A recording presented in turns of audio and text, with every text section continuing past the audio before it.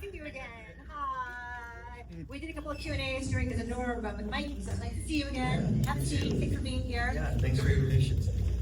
You're the best, Mr. Baker. Aw, that's nice. Gardena, if you will. Hang on, we have nothing going on. Okay, there we go.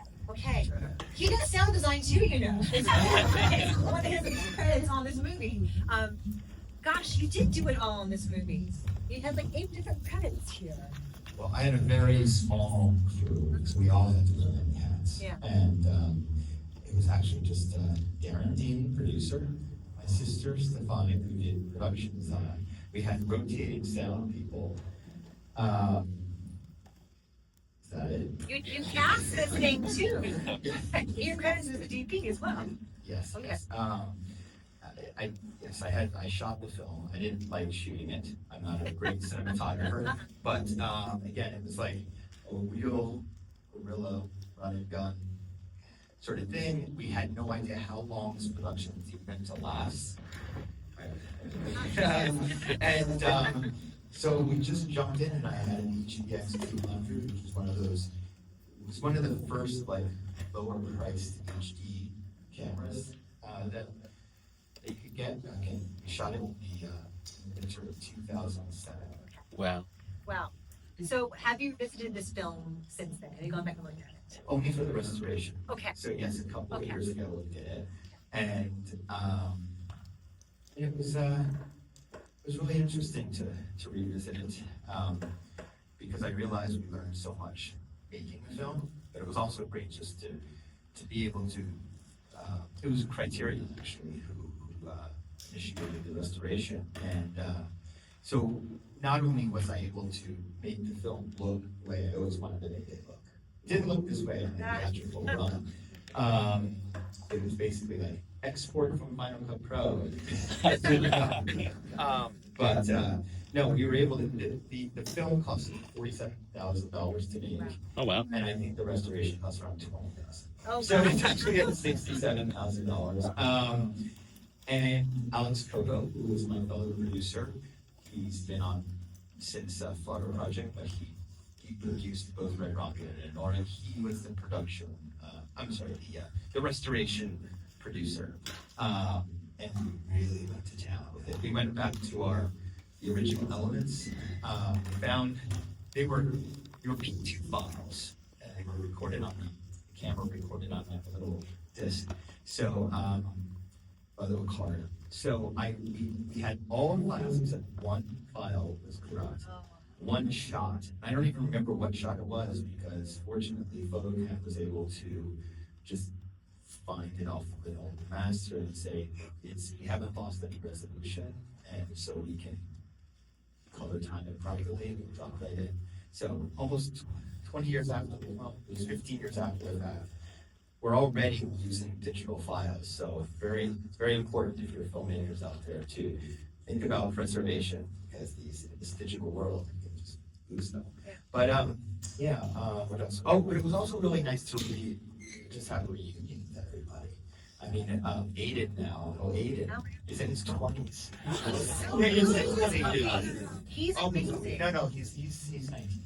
But, no, it's 19. What are you talking about? He was a little baby. When 2007, he was 1.5. Okay. So, yeah, it's just about 20 years old. I was gonna ask you, the kid's amazing. Like he has timing and presence, and like he's reacting, like he's making eye contact. How did you find this kid? It's only one kid. It's not like Mary Kate and Ashley. One person. That's right. Well, first off, his mother is the. Okay. So, and she was present at every moment in the film, just to break the fourth wall. If you see a shot of Aiden, Kat Sanchez is literally, his mom is literally probably right to my right or left. So she's always present, and I owe everything to Prince Edu because Prince was the one who really opened up doors for us. You know, it was Victoria Tate, who is I'm forgetting my character's name. Nadia. Yes. She's on the morning show. She's Rita on the morning show. Yeah, she's on the morning show. And I'm really happy for her. And so we started off very early on, in 2006. We were the ones basically trying to develop this. And we went to, she was very instrumental in terms of the initial immersion, because that's what this required. We went to, it's very much gentrified right now. Like there's that whole area it has been gentrified. It's no longer a wholesale district, and there's no longer selling of counterfeit goods on the street. That's all has moved to Canal I was Street. gonna say it's on Canal as well, right? Yeah. So the Congress, the nice city district, that's Mm. So Victoria and I was living in Manhattan at the time, and I was just so overwhelmed by those few blocks on Broadway, because they had not been gentrified at the time, and to tell you the truth, it was probably the most thematic section of the city, because it was so alive. You could stand on that corner, I remember sitting on the corner, you can just place a camera here, and just get so much, there's chaos here. And so I wanted to tell a story about that. I started to understand a little bit about the dynamics there, like who was running the show, mostly Lebanese shop owners who were selling counterfeit goods to undocumented West African immigrants who would then sell those goods on the street or in bathrooms behind some of these shops. And so it was all black market stuff, all underground economy stuff. So it was illegal. So for us to get in there was tough. But we were just very persistent, Victoria and I would just go up to people on the street, introduce ourselves, and they thought we were either very annoying film students or cops. I was gonna say. Yeah. And we had to convince them that we were just very annoying film students. And they kept on saying, we kept on running into hustlers who were like, just talk to Prince. And we were like, who's this Prince guy? Like, he's the only one who's gonna want to do this with you guys, because he actually had a background in acting when he was in Ghana. Oh, okay. And meaning he took high school. It was a high school place. So, and also, if you're a hustler on the streets of Manhattan, you are always acting.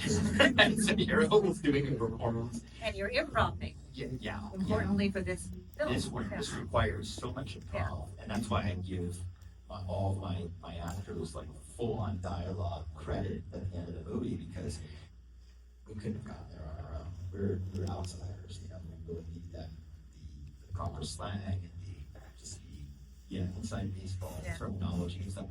But it was so finally, Tori and I were on the street for almost a month.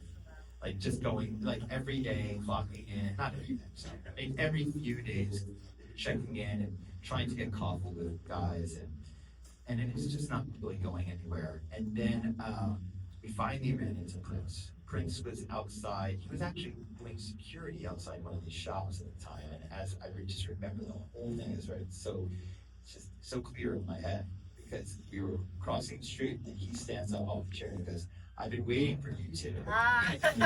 If you make me the lead of your movie, I will show you the real African experience of Manhattan. I will help you cast, I'll get you locations, I'll do this and do that. And we haven't opened our mouth yet. And you're just like, okay. Yeah, that's great. Let's exchange information. And when we walked away, we actually had that initial meeting. I think some of it caught on camera, and it's on the criteria test. And it's and I remember Tori and I walking away from that moment going, okay, wait a minute, this is too good to be true. And he has leading man looks and everything, like, let's go for it. And he did. He was incredible. Yeah. He helped us. That whole long story is to tell you, Yeah. he basically helped us find Aiden, because we could not find the kid. And he goes, well, look, if you'd be down for making him biracial, we can, I think I have something for you. Because we were doing everything. We were approaching the mothers who were with their kids on subways, everything, and nothing was working. And then he said, no, I know this woman buys stuff from me. Her name is Kat Sanchez. And we went to her apartment in the Bronx, and we just watched the way that Aiden was hugging Prince because he already knew Prince. And so it was all meant to be. And then we were like, okay, well, we got to work in this biracial plot now, but let's do that. Yeah, it all went from there. But I love the way you shoot the reveal of the DNA test.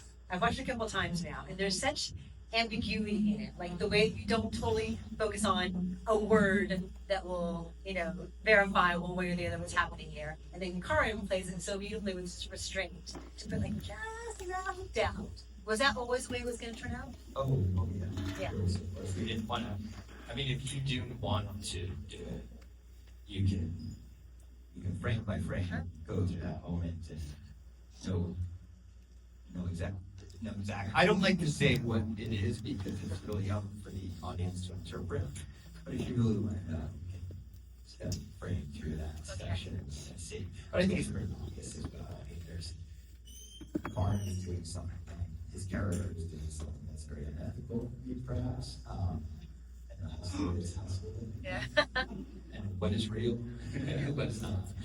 But you see why in getting to know the Levon character, why he would vicariously want that for Prince, right? And you work with Karim, this is one of the first times you work with him, and now it's been 8 films you've done with him. What is that friendship like? How did that whole collaboration begin with him? Okay, so this is actually my third film with him. This is my third film. Okay, okay. If anybody had seen Takeout last night, he's the chicken and beef guy. Yeah.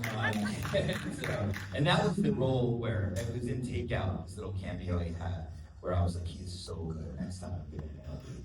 So, or at least a co-star. So that was what happened here, and it was just so wonderful to work with him, and we're good friends. He was in a student film that I edited, and I just thought he was wonderful.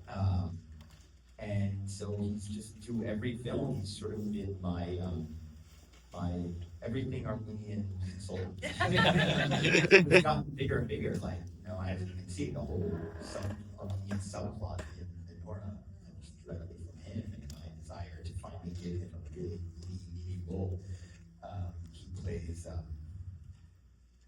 what's his fucking name?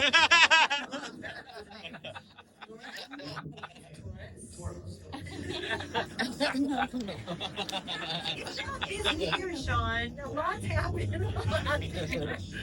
Oh, and he's in it's online. He's in the Once Upon a Time sequel that was shot here. Oh, Yeah. good for him. Oh, cool. So he is more of an established actor in this cast than anybody else is. They're all like true to life, non-actor, regular people. He's done something with you. He's got some framework as to how to function on a set.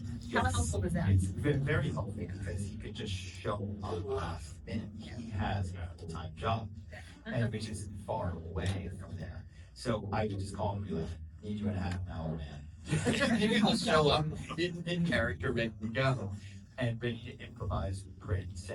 And he kept his distance a little bit, just simply because I think that it was Prince's first time, and he didn't want to play around with Prince getting too comfortable with him, or anybody getting too comfortable with him, because he was supposed to be the nasty boss, So he just would show up, do his thing, and go home.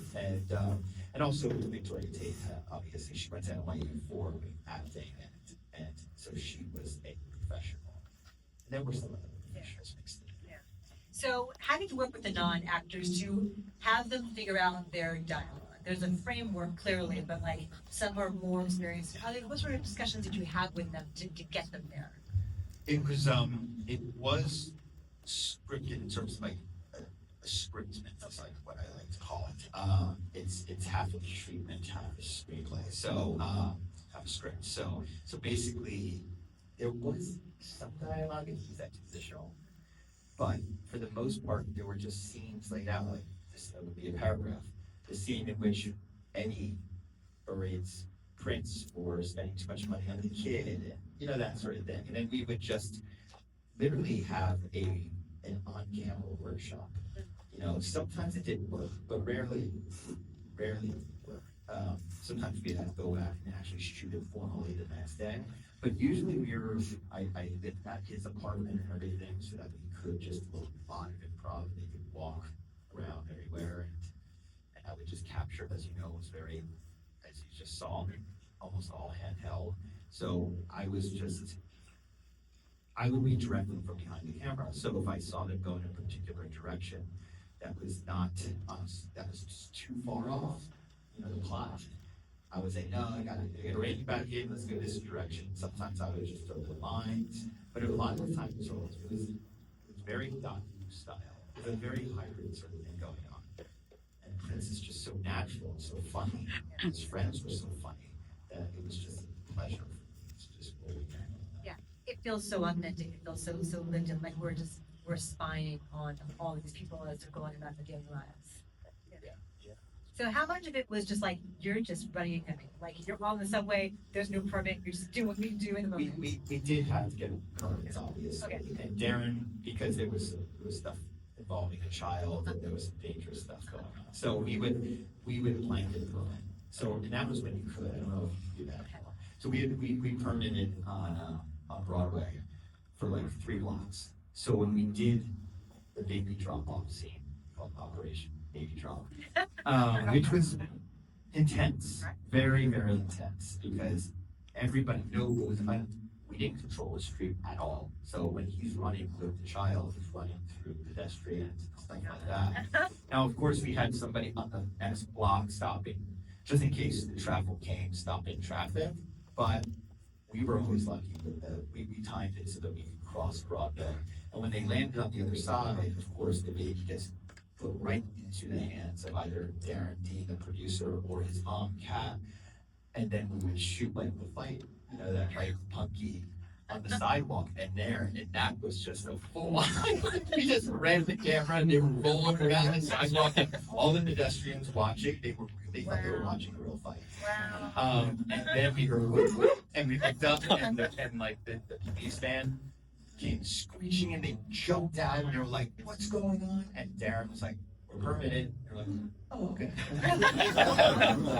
So that sort of thing. We were so inconspicuous. We weren't as inconspicuous as Tangerine because it wasn't like an iPhone. It wasn't. I had a big camera on me, but we did blend it. Yeah. So you made a lot of movies since then.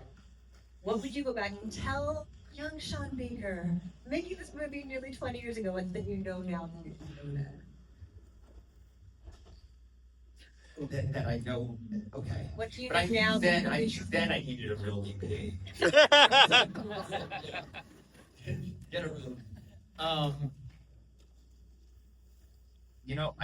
Maybe I would have just given myself some encouragement to say that, it's good you're sticking with it, because if we had not stuck with it, it would have been here today.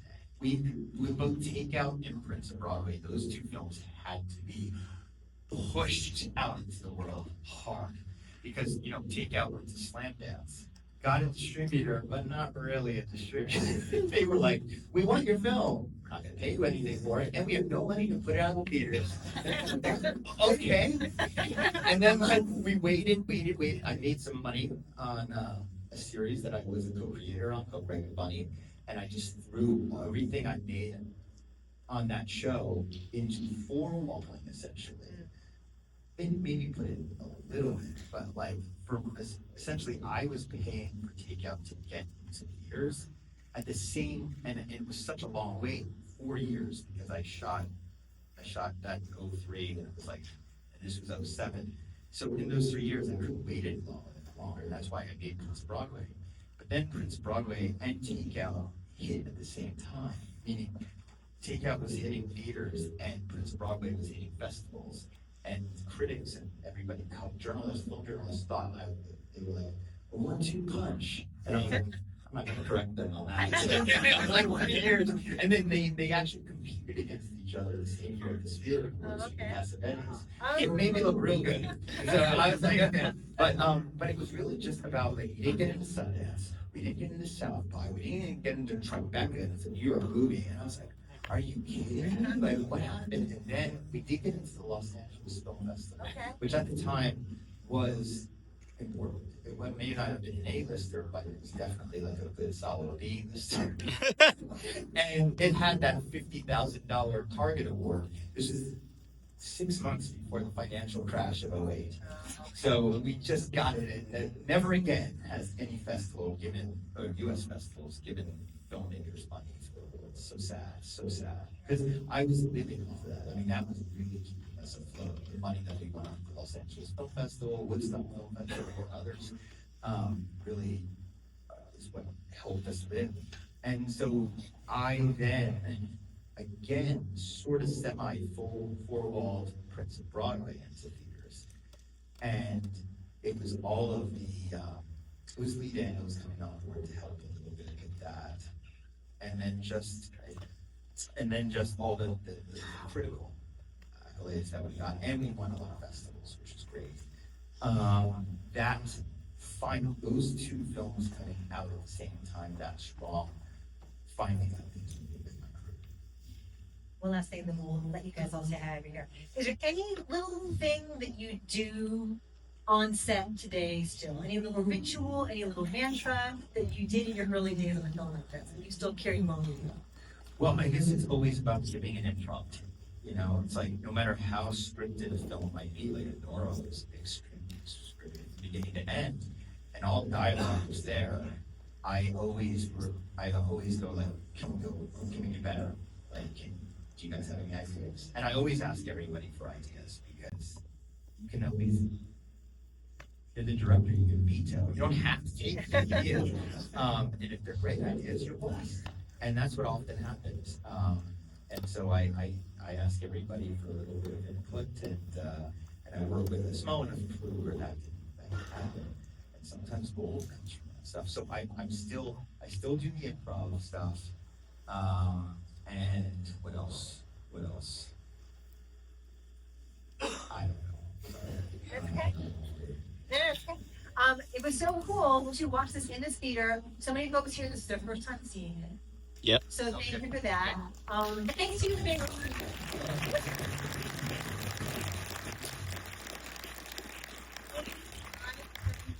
your current hours is at 6, correct? 6:10, I think. Okay. I kind of did a movie. What are you seeing today? I'm going to see Dumb Stalk. Let's see what theater it's at. Reflections in a Dead Night. Ooh. I finally got the chance to see it. Great movie. Yeah. And I won some. Wait, raffle. There. I'm going to do a raffle. Yeah, raffle. That's from the initial 2010 release. Okay. And Woo. I gotta read it though. I was You want saying to- because I'm not as long as I thought. All right, 256. Let's sort of last 4 digits. 9256. Yeah. All right. Come on up! When we were doing our theatrical run, and we posted them all over LA and New York, literally like going around at night on our bikes, shellacking sides, and I forgot what they call it. That, There's a lot. Have them come up. And we almost got arrested. And I was outside with Angelica, and I was in New York City, and the next one is 9336. Yeah. I was outside with Angelica, and I had already quit smoking by like almost 2 years. I almost had 2 years under my belt. And, we bombed so hard that the 40,000. I had worked all season on this one of the Great Bunny spinoffs, and I made $50,000. And I just watched $40,000 vanish in one afternoon. And we did it. We bombed. I mean, we bombed. We got the reviews we needed. But I remember standing outside the Angelica on my corner, and I had Booty, my little dog, and he was only 1 year old. We were sitting there, and I said to my friend, "Give me that cigarette." And I one cigarette, and I was smoking for the next year and a half. Yeah. Okay. 9258. Raise your hand. 9258. Woo!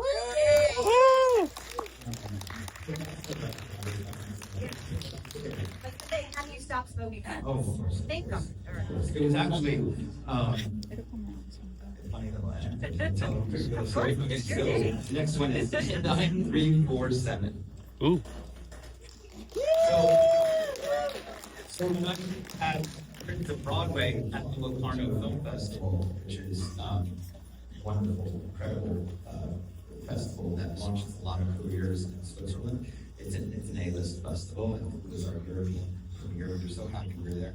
And I said, if I quit smoking tonight, I will win gold. If I quit smoking tomorrow night, I'll be sober. Third night bronze. And so I couldn't quit the first night. I quit the second night, and I won silver. I was like, oh my God, I better stick to this. So I stuck to it all the way up until that day I was on the corner at Angelica.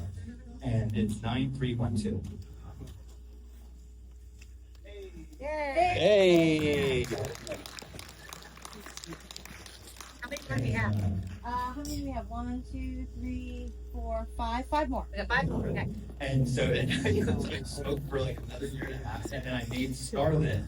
And I went back to Locarno with Scarlet, and I said, if I quit tonight, gold. If I quit tomorrow, silver. I quit the third. And it took me 2 nights to quit.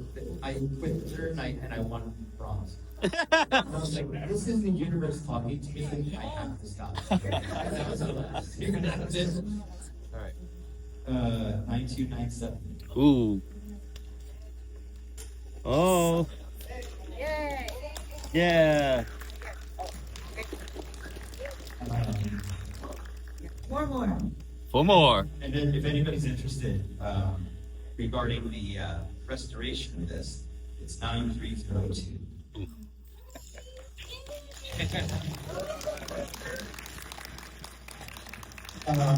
So the restoration, what we did is that we went back to the original B2s. We it was already HD, so we had to, I think, up-res it to 2K. Then we remixed entirely using all the original audio files. We remixed just to make the sound more full and sound better. We recolored. Then went to film. We actually went out to film, did a film out of photo again, and then scanned that negative back in, and that's what you're watching tonight. Oh, wow. Looked at that really completes it, putting it on a film really completes it. That's cool. All right. And we will be paying for it. 9245. Nice. 3 more, I think. Questions? What questions? It's all coming back. It's all coming back. Yeah. Okay, it's at 9252. Ooh. I'm asking this to break it down for you, like, a year after Laura wins everything at the Oscars. How's it this year? Just hang out. Oh, it hasn't been a hangout whatsoever. 9345. Ooh. Nice. So I was involved with that film. Yeah, he's excellent. He's on Netflix. Yeah. Excellent. My co-director from Takeout, one of the producers on most of my films, from Tangerine to Red Rocket, Shi Ching. She made a film that I co-wrote and edited for Love and Girl, and I'm just so proud of her and happy. It was a very long journey, almost 20-something years. Meaning we were trying to get financing for 20 years, and we finally did after Red Rocket. And so Shi Ching went to Taiwan. It's a Taiwanese family drama that takes place in the night markets. It has a lot of, I think you'll see a lot of Florida Project in. It's about a little girl. And, it premiered in Cannes, and then it was back to the races. Like I was right back in because Netflix was pushing it for the Oscars this year, and it got far. It got far. It was a great run. It was Taiwan's Oscar entry, and it did make the final 5, but it was a really great journey. And so no, I haven't had a break. I went right from campaigning for Left-Handed Girl to this little short film that I made and just to get a YouTube together. or that you guys saw. Yeah. Yeah, and that was it was I don't know if this is actually a term. It's actually mics. So stop recording. That's a fashion film essentially. I was hired to make a fashion film, so I was like, of course, why not? Work with Michelle together, with creative freedom. Work with another EP because these side projects allow me to work with other crews that have made other wonderful craftsmen. I worked with Chris Ripley on that movie, Santa Laura, and Chris Ripley shot the music video for Sabrina Carpenter's Man-Child. Cool. I saw that and I was like, my God, this is such a nice dude, and he's a great artist, and he shot it all on the iPhone. And it was a running gun, crazy 2-day shoot, having Michelle. See, that's the type of stuff I learned from making takeout and from Broadway, that like, you can throw your actors in real life, you know, and see what happens. You know, you're not going to control the environment 100%, but that's where you get the serendipity and the happenstance and all. And that's what we did with Michelle Yeoh. Just like went right into that half food court. All the extras around, they were just real people. They were there, they were tourists and everything like that. So it was really fun to shoot, very fun to shoot. I found those 2 Malaysian retro rock tracks and those two songs of the movie, and I just fell in love with those 2 songs. And we knew that Michelle would perform one of them. And the other one was really just my opportunity to kind of like a music video. Latina Girl's amazing. It's so alive. It's gorgeous, and another great kid performance. Woo! Great kid performance. She's so good. She's so good. Oh, Shia Ma. Shia Ma plays the mom. I don't know how many of you guys have seen it though. It's on Maybe not all. Netflix. Okay, so it's on Netflix. It's so good. You should watch it. Anyway, thank you. Woo! We're waiting for you. You should clap. Thank you, guys. Yeah.